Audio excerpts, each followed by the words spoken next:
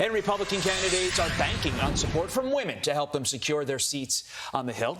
That's right. Eileen Sobjack is the president of the National Federation of Republican Women, who has been meeting with women across the country to find out what issues are pushing them to get out and vote. And she joins us now. Eileen, good morning to you. You've done the work. You've talked to women across the country. So what are they telling you?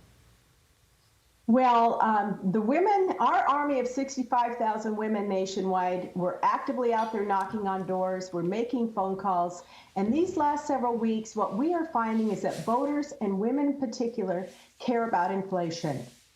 The prices of food and everything else is putting a strain on families. Gas prices, their 401ks, we hear that a lot, that comes up.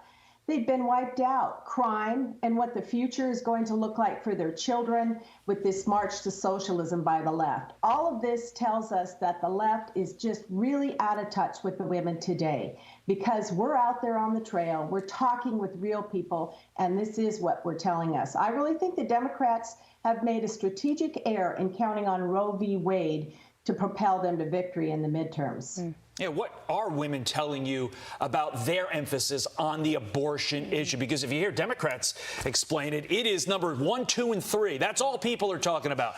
The real women that you're talking to, what do they say?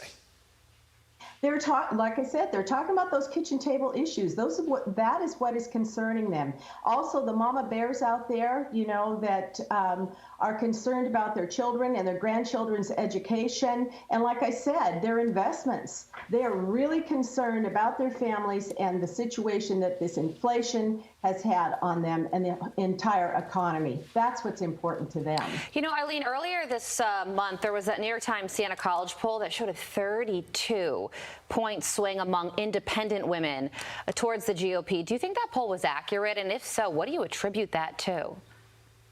Well, I think, again, it's what it comes down to with women in general, independent women or Republican women, is that the kitchen table issues are important.